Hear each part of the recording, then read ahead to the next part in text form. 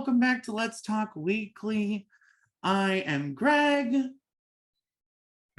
I'm Josie. And I'm Thomas. Yes, hello Thomas, hello Josie. And also, welcome Jason. Hello Jason Cole. How are you? I'm doing as well as can be expected. Yes, that's good. We are all Oh my gosh. dealing with the climate and economy. Yeah, it's rough living in a dystopia.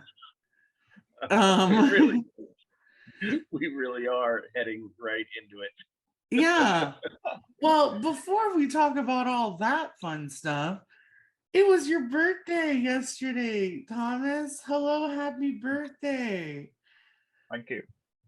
This being recorded on October 16th, yesterday being the 15th. What'd you do for your birthday? Well, I was actually at work, so it wasn't fun. too great. Boo! Capitalism! Boo!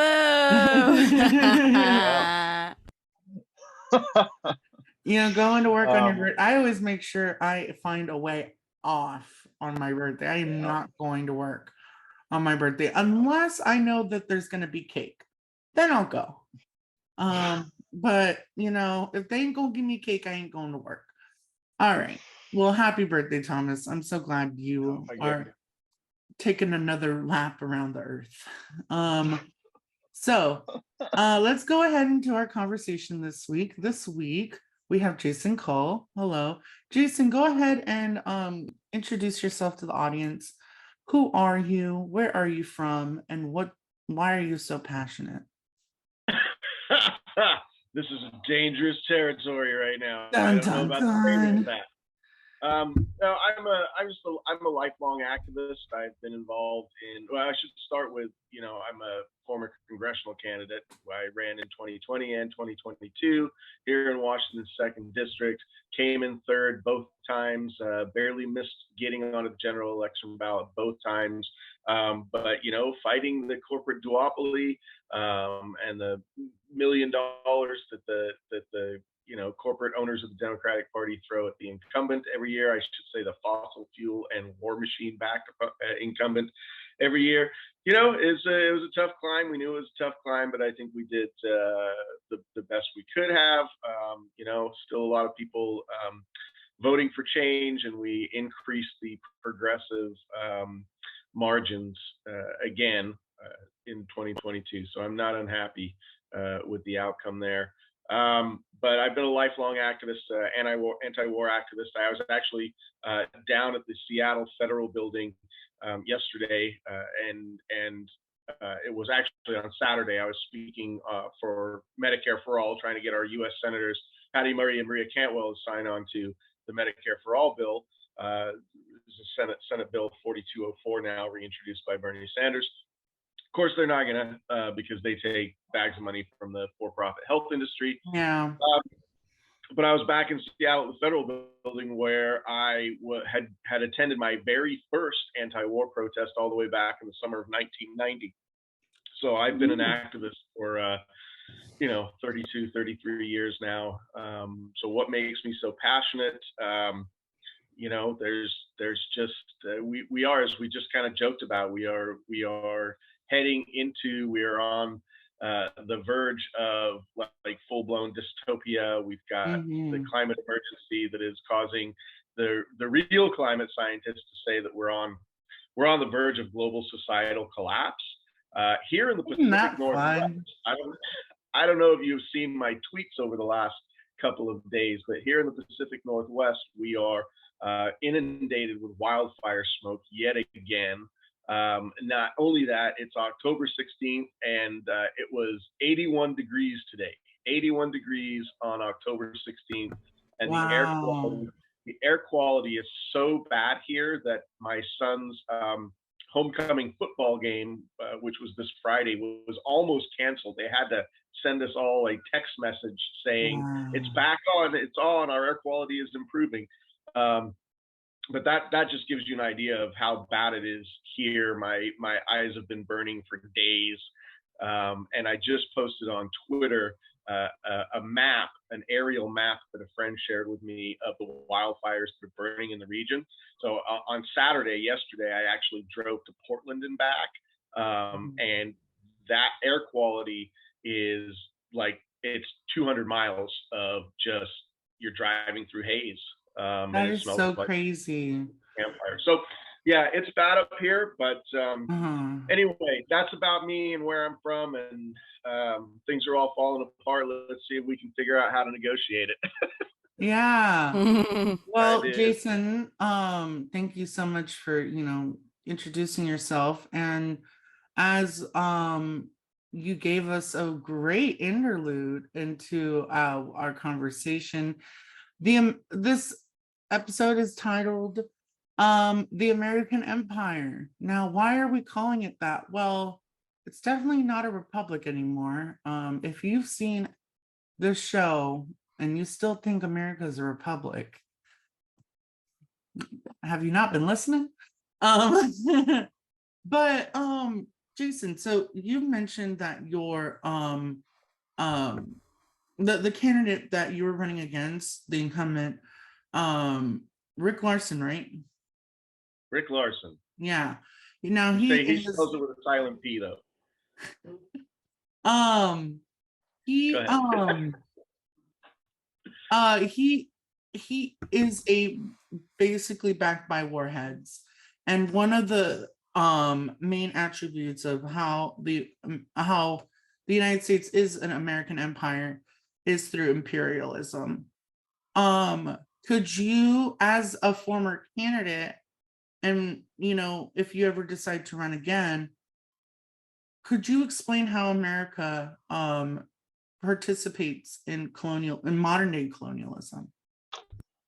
Well, we've actually got a great example happening right now as the United States prepares to, and I don't know at what stage it's in right now because I haven't read full depth articles, but as we prepare to invade Haiti again, we have actually invaded Haiti multiple times. In fact, if you remember General Smedley Butler, who famously said he was a gangster for capitalism, he said that he was a Marine Corps general in the early 1900s, and he basically came in I think it was around 1940.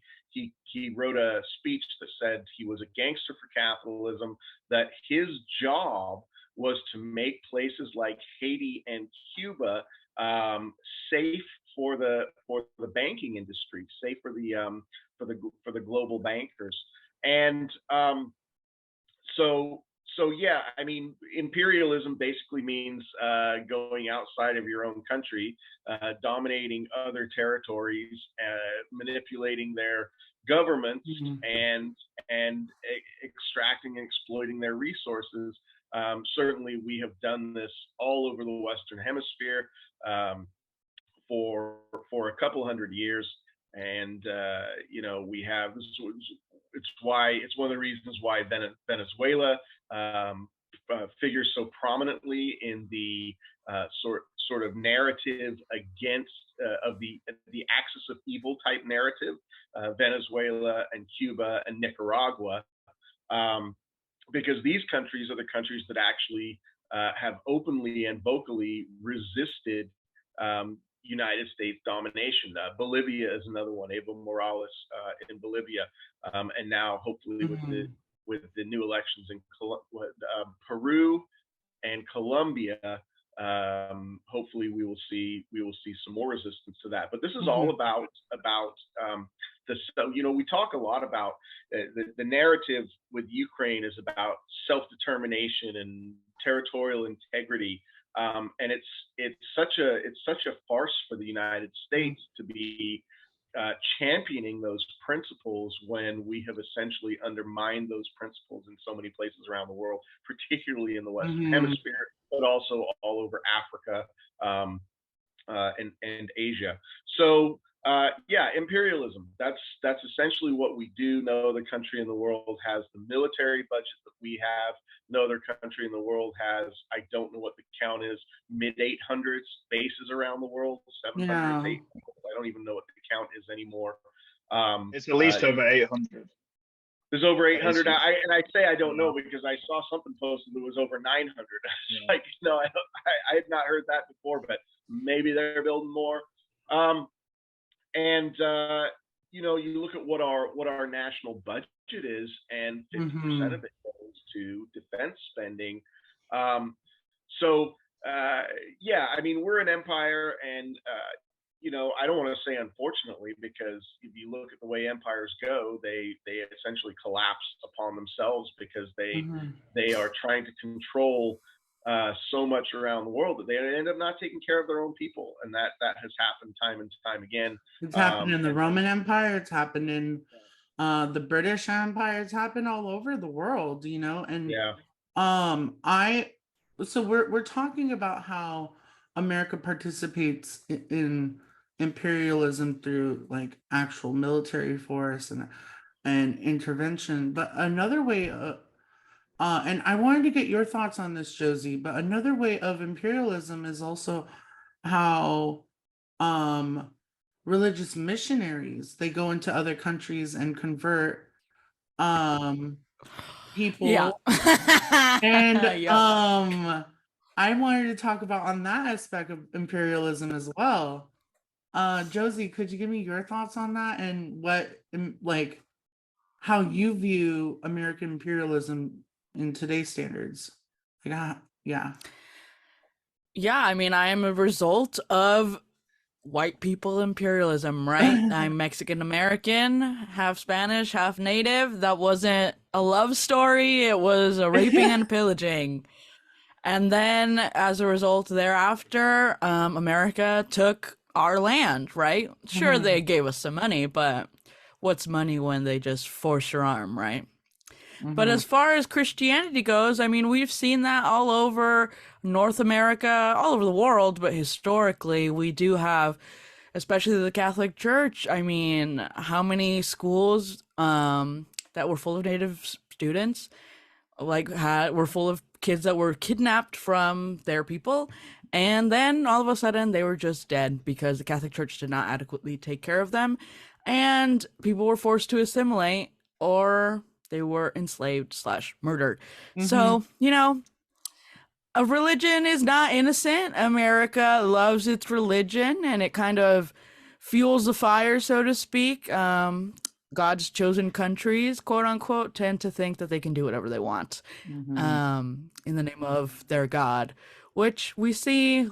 I mean, we see little missionaries running around other countries trying to convert them to our way of thinking. And that's not always compatible with their culture. And if it's not, well, we label them as a nicer form of savages, which, I see in my own family. My family thinks that our native practices are demonic and bad. I'm going to go ahead and link our discussion about Christianity and witchcraft because I'm so sick and tired of Christians calling native practices demonic when the book of Psalms is a book of spells. But anyway, now that we're talking about, actually going into other countries, okay, we've gone to other countries. Now it's 2022 and we still hold these territories. I'm going to go ahead and show the audience a TikTok. And all the credits will be in the description. Okay, I'm big on giving credit.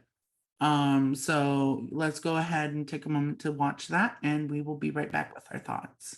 So territories can't vote, right? You've never waited on election night to see what color Guam was going to turn. And sure, that's undemocratic, but have you ever stopped to think just how undemocratic that is? So let's just take representation and population as one example. Did you know that to make up about the same population as the territories, you need to add up the states of Wyoming, Vermont, Alaska, North Dakota, and South Dakota? And to be clear, this isn't prescriptive, but just to show the magnitude of how undemocratic holding colonies is. I mean, think about it. Currently, in this country, there are two groups of 3.6 million people. One of those groups have 5 non-voting delegates to the House who sit at the kiddie table and can't really do much. The other group has 5 voting representatives, 15 electoral college votes, and 10 senators. That's 10% of the whole Senate. That's not a democracy. Why are so many Americans cool with this? I'm genuinely curious. Holding colonies is extremely undemocratic, folks. And even, we do have some representation, but they don't have a vote in Congress. They're not counted at the end of the election night to vote for the president. And not only that, they're not. They have so much people in those territories that they even outnumber most actual states with actual representation. Thomas, I want to get your thoughts on this, and then we'll go around. Yeah, I mean, it reminds me of the British Empire. Like the British Empire also had colonies all the way around the world: India, Australia, Canada. These were ex-colonies, and it's a part of being an empire that you're able to control people without giving them proper representation ever. And I think the reason in that clip, the reason why Americans are okay with it is because you don't deem them part of their country. You don't deem them as being part of their people. And that's a large part of it. And the problem is also a lot of middle class Americans benefit from imperialism. They might not see it directly, but you see it. You see it every time you see those trips to Hawaii or those trips to Puerto Rico. You see that. Or goods being manufactured in places where the minimum wage is literally a tenth of what the United States minimum wage is, or so there's lots of ways where things benefit even middle class or poor Americans. So even if it's not right in their face. Yeah. So I think that this is the problem. With and it's it has its history in colonialism, and it's just remnants of colonialism. I mean, Britain, it's the same thing. We have we still control in Argentina. We still control, and that was under Thatcher. Fought a whole war in Argentina to keep hold of colonies over there. So it's just something that we shouldn't have to deal with today, but we still do because it hasn't been addressed. Yeah, Josie, your thoughts on the TikTok and imperialism? Well, I think a lot of it is to hold power over these people, right? They want the land, they want their military bases. It's a strategic move, which is very unfortunate because people are not a strategy, right? But I also don't see it changing, which is very unfortunate unless the people decide that they no longer want to be colonizers. But, white supremacy reigns supreme, unfortunately. Oh my God, I can't even with that. That was so loud. I just can't right now. Oh, sorry. I actually lived in England at the time of the Falklands War, and did that war never really made any real sense whatsoever. I mean, and they touched that in The Crown, by the way, and anyone who watches The Crown. An island that is predominantly sheep, but that what Thomas said about the U.S. territories in particular. There was a story in the mid 2000s, I think it was, about American business people going on tours of Saipan, which is an island in the Northern Marianas, which is one of the U.S. territories. And the reason that they were there is because they knew that the labor costs were extremely low there. They wanted to set up, like clothing manufacturing. And so a lot of imperialism is driven by corporate interests, by American corporate interests. Like, the rules can be relaxed for labor laws there, and then those goods can be imported to the Americas and sold for massive profits. And of course, the laborers benefit very little from that, and have few protections. Absolutely. Since we already brought up religion, I wanted to remind all of the viewers that we may have that believe that America is a Christian nation, that your Bible says that money is the root of all evil. So keep that in mind when you vote. Not money itself, Yes. but love of money. Love of money Yeah. is the root of all evil. Well, It has its temptations to go south very fast. There are many instances in the Bible that if people actually looked at the what was being said there, it's antithetical. And I'm not a Christian; I'm an atheist. But there were some things. There's a lot about religious texts that we can say are tools of control, but there are also some moral guidelines in there. Some of them are ridiculous, but when they come to deal with money, there were some, like, don't exploit people. It's not okay to exploit people. Don't charge interest on a loan. Yeah, where is our year of Jubilee? Where is our forgiveness of debt?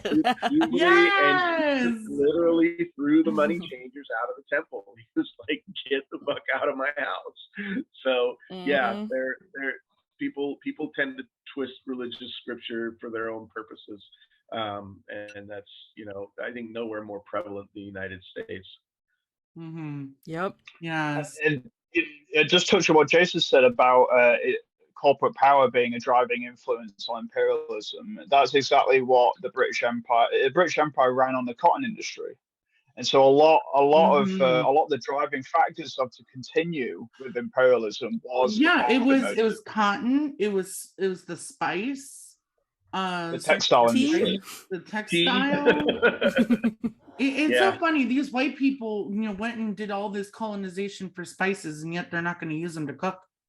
But don't even get me started. All right. And now it's energy. Now it is energy markets. I mean, I firmly believe that the evidence is that we take an interest in Ukraine because Ukraine is loaded up with oil and gas reserves. And we want to make sure that we're controlling that market to European energy and not the Russians. So it is very much a proxy war, and it's a war for resources. I mean, if there weren't resources, there was a humanitarian crisis in Rwanda. I go back to this a lot. In the mid 1990s, there was a humanitarian crisis in Rwanda that the United States actively took no part in trying to resolve. Because Rwanda has no resources. There was no corporate reason to be involved in the atrocities happening in Rwanda. But we look at places that have either elements of military strategery, to use a George Bush term, or opportunities for resource extraction. I mean, we spent 20 years in Afghanistan because they have vast mineral resources there, and an opportunity to send pipelines down to the Arabian Gulf. So everything always comes back to follow the money, and certainly with imperialism, follow the money. Well, Jason, go ahead. Oh no, I was gonna add on. It's the same with Taiwan as well, because they're a leading chip manufacturer. And if we're gonna, the future of the United States and the world rests on cooperation between America and China, because like if we're going into this without cooperation, it's not going to go well. Did you see what Biden did with the I believe it was U.S. people working for Chinese superconductor firms? He basically told them that they had to resign from those firms or they would lose their U.S. citizenship. Yeah, and that is a move to crush the Chinese superconductor industry, and apparently it's working. Wow. Well, Jason, it's almost like Trump policy is not ended. Oh yeah. Oh my gosh. No, literally, especially since they it's pushing that false narrative that Biden is reversing everything that Trump did. And that's absolutely And not. I think that incident with the China and superconductors, the narrative around that really goes to show you how much being the dominant power on the globe is important to our leaders. How much of an imperialist narrative that it is, that there can't be healthy competition. We simply have to crush our competitors. And that narrative has been going on against which Russia is and China anti-capitalist if you're thinking about it. decades. Sure it is. Sure Yeah. it is. Well, I mean, that's the thing is, people say, well, we don't have real capitalism. We have crony capitalism. Well, there is no such thing as real free market capitalism, because that's what capitalists do. They seek to control politics and economics, and so it always becomes crony. Like, you could have free market capitalism, like right at the start, go, and then 2 seconds later it's crony. That's really how things happen. So basically, if you're pro-capitalism, you're pro-imperialism, and if you're pro-imperialism, then you're a piece of shit. All right. Well, now let's our fun topic. I don't know if we've all probably heard about this story. Ariel Elias, a comedian in New Jersey, was doing stand-up at a New Jersey bar, and a heckler was heckling during her set. And I'm just going to go ahead and show you all the video, and then we'll come back and give you our thoughts. Yeah. What's your question? Did you vote for Donald Trump? Did I vote for Donald Trump? What do you think? No. Okay. Here's the question for you. Why would you ask me that in here, knowing I'm the only Jew in this room? Are you trying to get me killed? If it makes you feel any better, I vote in New York. My vote doesn't matter there. It doesn't matter here either. It doesn't matter, guys. Everybody vote for whoever you want to vote. I don't care who you voted for. I'm just happy we're all here together. So you voted for Biden. I don't know. Why does it matter? Yeah, so what? Why does it matter? I can just tell by your jokes you voted for Biden. Why are we talking about politics? I can tell by the fact that you're still talking when nobody wants you to that you voted for Trump.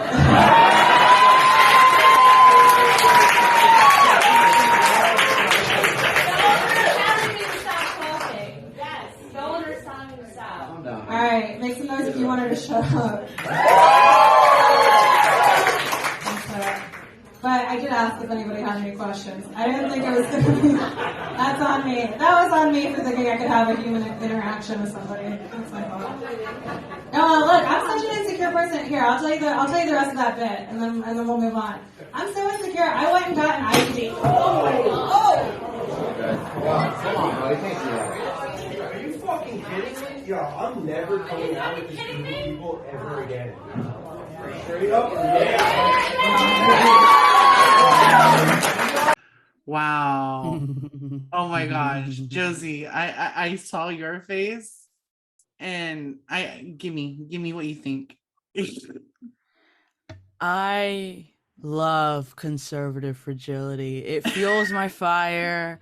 I love it. Ugh, I love the little babies. Who'd you vote for? Yep. I live off of it, feed off of it. Politically, it shows me that you really just don't know anything. You don't know what you're talking about. You just want the world to revolve around you when it very obviously does not. I love it. I can't. I eat it up. Love TikTok. I love it. Jason, go ahead and give me your thoughts on this.